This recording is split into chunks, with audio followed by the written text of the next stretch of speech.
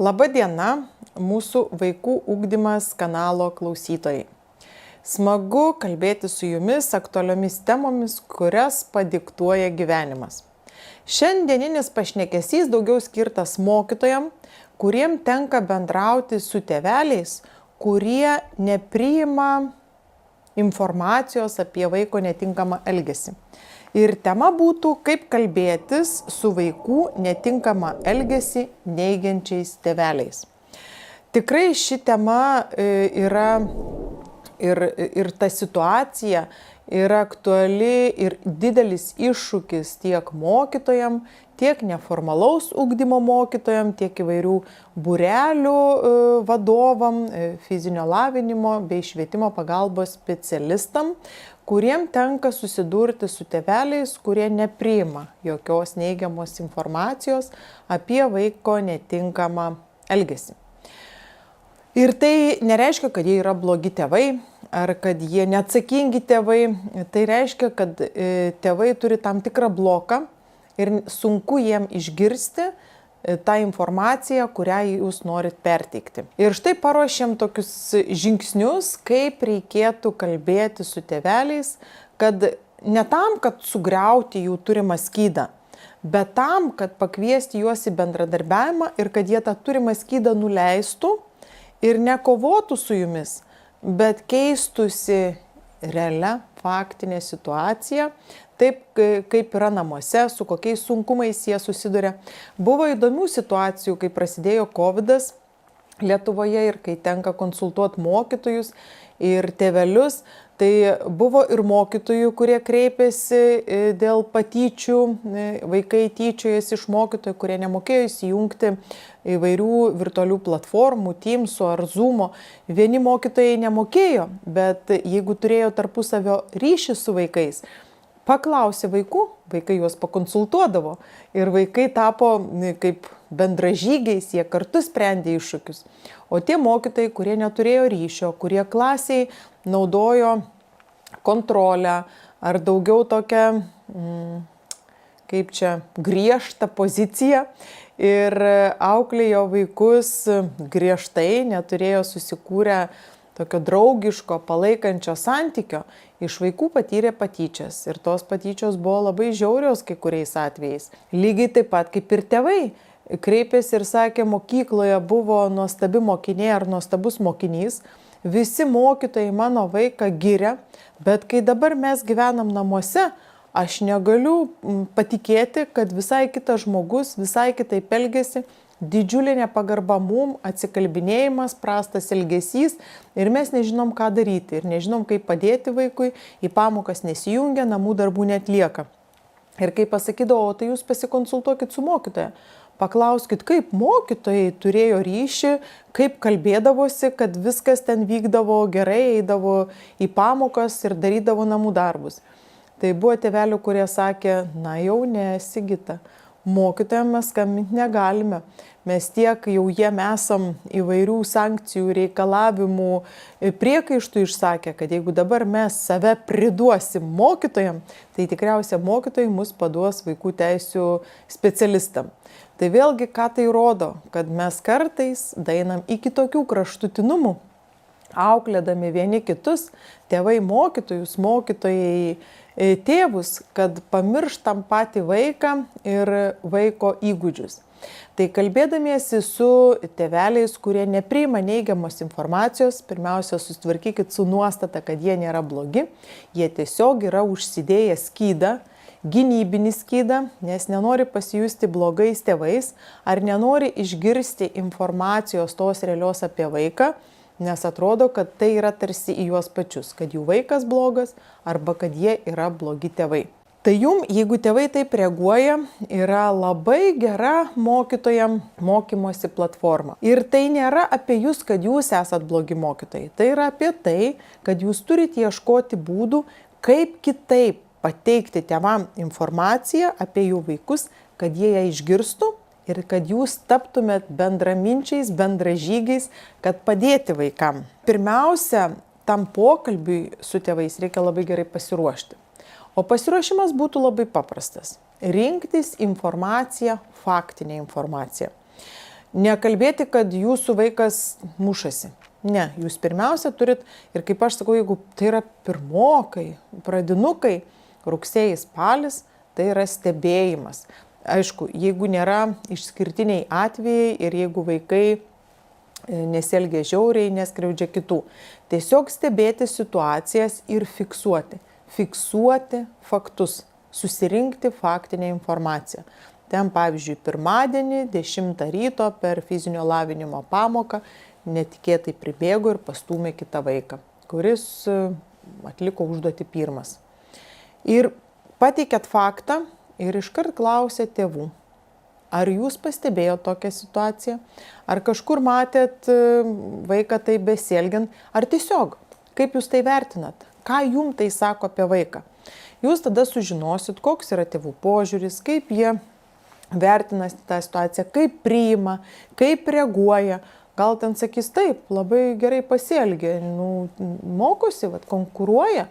Ir jeigu kitas buvo pirmas, tai parodė, kad jis norėjo būti pirmas ir ką daryti. Tokiu būdu atkeršijo. Ir tada žinosit, kaip, kokioje aplinkoje vaikas auga, kaip reikia spręsti situacijas. Ar tėvai yra jūsų bendražygiai, ar jūs liekat vieni, ugdant tam tikrus vaikų įgūdžius be tėvų pagalbos. Tai pirmiausia, užfiksuojat faktus. Ir aprašykit tik tai, ką matėt. Tai neturi būti jūsų interpretacijos, kad kažkur kažkas sakė, ar aš taip manau apie vaiko charakterį, kad vaiko charakteris čia yra netinkamas. Ne, tai jau yra interpretacija. Neinterpretuokit. Jūs suteikėt tik faktus. Aplinka.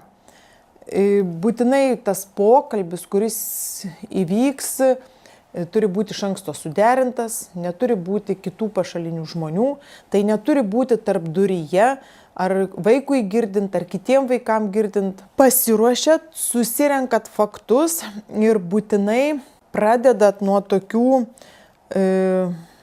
teigiamų dalykų ir pokalbį taip pat užbaigia teigiamais dalykais. Sumuštinio principas. Nes visada jau tėvai eina į tą pokalbį, nes dažniausiai mes pakviečiam tik tada, kai jau kažkas įvyksta. Jau jie nieko nesitikė išgirsti gero, bet visada yra sunku išbūti tėvam tose situacijose. Man pačiai nekartą yra tekę būti tokiuose pokalbiuose ir tikrai yra sunku save danešti iki to susitikimo, nes ir blogai jautiesi, ir sunku vaiko tokį elgesį priminti, visokių įvairių sumišusių jausmų būna. Tai svarbu apšildyti tėvus ir kad nuraminti, kad jie galėtų jaustis komfortiškai, būkit nuspėjami, sukurkit tokį pasitikėjimą ir pokalbio pradžioje, visi mes žmonės, jeigu matot, kad jaudinatės, tai nuoširdžiai ir pasakykit, kad aš nežinau, kaip jūs sureaguosit, gal jūs nepriimsit tos informacijos, bet aš kaip mokytoja jaučiu pareigą jums tai pasakyti, nes man rūpi jūsų vaikas. Būtinai tokį įvadą pasakyti tėvam. Ir tai yra jūsų pareiga suteikti faktinę informaciją tėvam. Jūs nesat atsakingi už tai, ką tėvai darys su ta informacija. Jūs neturit jiem nurodinėti, ką jie turi daryti ar kaip jie turi mąstyti. Tai yra jų pasirinkimai. Bet jūsų atsakomybė suteikti faktinę informaciją tėvam. Pasakot apie tai, kaip jaučiatės, kas jūs neramina. Ir būtinai kelis dalykus apie vaiko stiprybės. Kad pastebėjau, kad jūsų vaikas draugiškas, kad jis yra empatiškas, dažnai užstoja draugą, ar įsikiša ir jį apgina. Bet kartais tenka ir jam pačiam nukentėti tose situacijose. Ar kartais norėdamas padėti draugam laikytis taisyklių, jis juos kažkaip sureguliuoja, jų daiktus paima, sutvarko. Vaikai dėl to supyksta. Ar pastebėjo tokias situacijas? Ar ten, pavyzdžiui, dažnu atveju norėdamas padėti vaikam, jis juos ten pastumia ar pasako kažkokius negražius žodžius. Kaip jūs vertinat tą situaciją? Mane tas neramina. Ir pabaigoje, visada pokalbio pabaigoje, jūs turite užbaigti teigiamais dalykais. Nes kitą kartą, jeigu jūs išsiskirsit išsakė neigiamas mintis, išsakė neigiamus dalykus, tėvai nebenorės, smegenys atsimins tą informaciją, tėvai nebenorės pas jūs eiti į pokalbį.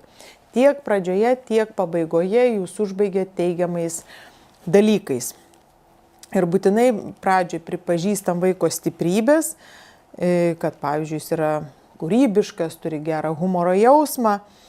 Tačiau pastebėjau, kad tam tikros situacijos jam kelia iššūkius. Griežtas jo tonas trukdo susitarti su vaikais. Ar noras reguliuoti ir sutvarkyti vaikų daiktus ant suolo iššaukia kitų vaikų neigiamas reakcijas. Taip pat labai svarbu tonas, kuriuo mes kalbamės. Jeigu mes einam, žinot, turiu įvairių situacijų. Mokytojai taip bijo to susitikimo su tėvais ir dažnai galvoja, va, rytoj turėsiu nepatogius tėvus, ateis, kaip aš jiem pasakysiu, ir ateina su tokia gynybinė pozicija, pasiruošia kautis ir tada mes patys su savo laikysena iššaukiam ir kitų tokią reakciją. Va, jeigu aš pasakysiu, dabar va šiandien bus taip ir taip. Arba jeigu aš ateinu save nuteikus, taip, bus pokalbis, kuris nebus malonus, kuris bus sunkus, bet čia man galimybė išmokti kitaip perteikti informaciją. Ir aš galvoju, kad labai gerai, kad yra tokių tėvelių. Aš turiu galimybę lavinti savo įgūdžius ir kad tai yra geri žmonės. Nesvarbu, kad jiems dabar sunku priimti tą informaciją, bet jie yra geranoriški, geri žmonės ir tada aš juos sutinku visai kitaip. Laukiau to susitikimo, bet kartu ir bijojau, su jauduliu, nes nežinau, kaip sureaguosit. Bet yra vienas santykis ir kai aš ateinu su gynybinė pozicija, yra kitas santykis. Tai mums irgi labai svarbu nekaltinti, bet pereiti prie partnerystės. Ir turite ieškoti tokių žodžių, kaip parodyti, kad mes esam partneriai. Kad mes nekritikuojam vieni kitų, bet mes ieškom būdų, kaip mums sugyventi tarpusavyje. Ir venkit kalbantis tokiu apibendrinančių frazių, jūsų vaikas muša kitus. Iškart va toks griežtas pasakymas, jūsų vaikas muša kitus, tai verčia, tai kodėl jūs taip padarot, kad muša, kodėl jūs leidžiat, kad muštų, iškart iššaukia tėvų gynybinę ar prieštaringą reakciją. Bet tą pačią informaciją išmokti pasakyti kitaip, empatiškai. Pastebėjau, kad jam sunku suvaldyti pyktį, kai iš jo atimama žaislas. Visai kitaip. Pastebėjau, kad jam sunku suvaldyti pyktį. Ar jūs pastebėjote tokias situacijas? Ar dažnai mokytojai sako, turit jūs ugdyti jo savarankiškumą, neprenginėti? Ar turit jį sudrausminti namuose, kad jis taip nesielgtų?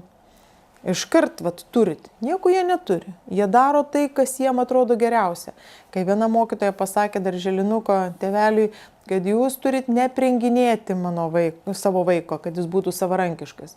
Tai tėtis ir atsakė, man 50 metų, aš turiu vienturtę dukrą, aš noriu ją lepinti, aš noriu, kad iki mokyklos jinai neverktų.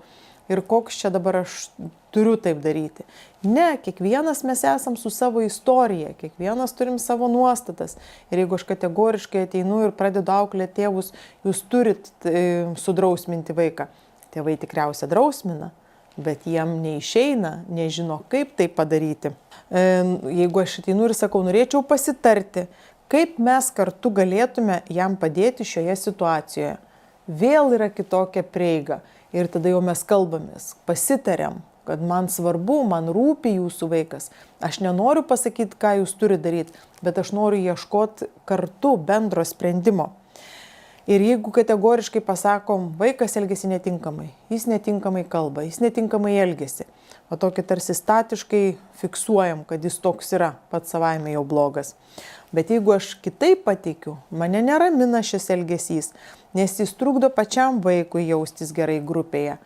Vėl kitaip. Ir tada, jeigu mokytojai rūpi vaikas ir tėvam rūpi, tada mes kartu galim pasitarti, ką galėtumėm padaryti, kad vaikui nereikėtų taip elgtis, kad jis galėtų išlikti ramus grupėje. Kaip įveikti neigimą? Jeigu visada gaunam, kad tėvai ne, kad tikrai taip mano vaikas nedaro. Paklauskit pirmiausia jų nuomonės. O kaip jie mano toje situacijoje, kaip berniukas elgėsi namuose panašioje situacijoje. Arba gali tai būti, kad tėvai namuose nesusiduria su tokia situacija.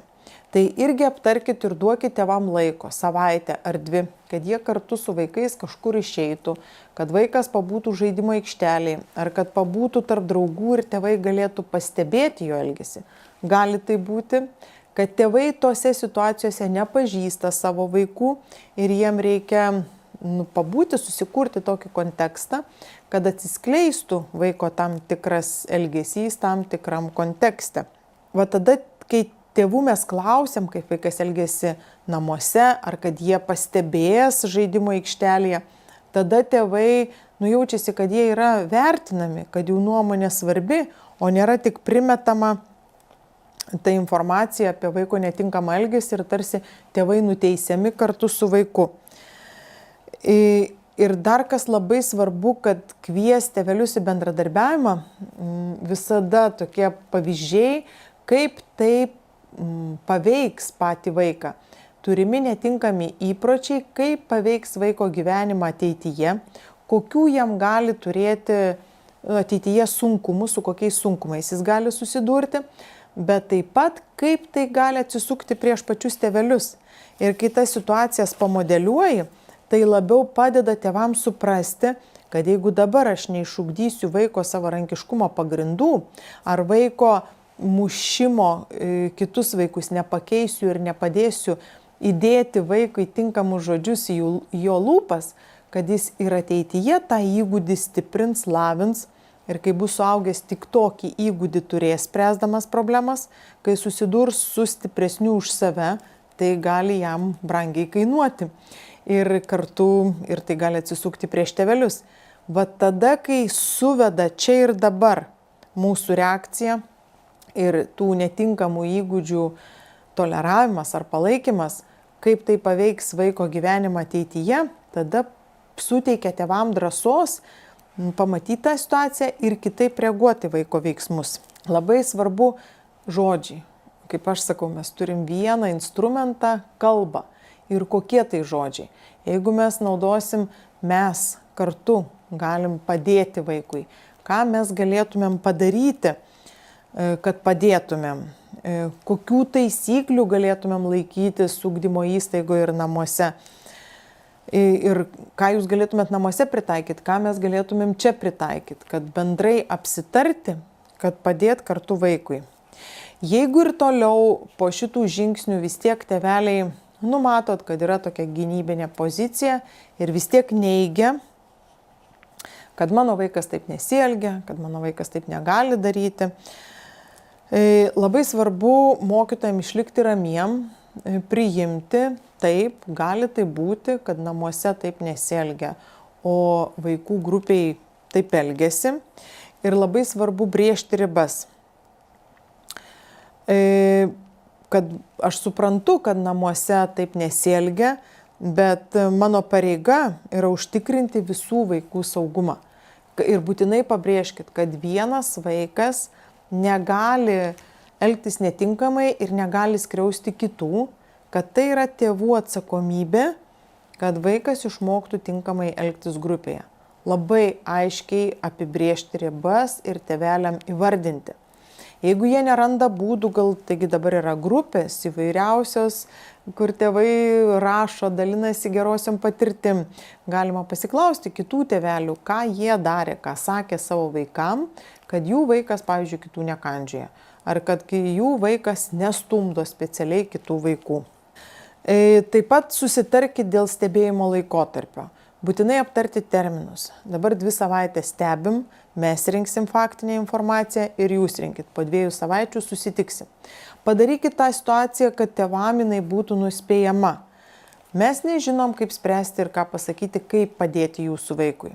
Jeigu po tų 2 savaičių nerasim sprendimo, kai susitiksim, tai būsim priversti kreiptis į ugdymo įstaigos vaiko gerovės komisiją, kad mum patartų, kaip, kad atsiųstų specialistus, kad duotų įrankius, kad negazdinti tėvų specialistais, bet tam, kad pasakyti eigą, kaip jūs ieškosit pagalbos. Tėvai turi jaustis saugus.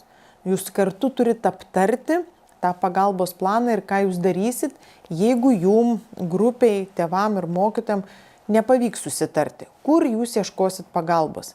Nereikia gąsdinti, nereikia manipuliuoti ir taip tėvam yra sunku. Tai eit per palaikymą ir kartu aptarti ir tėvam pasakyti, kokios pagalbos ieškosit toliau.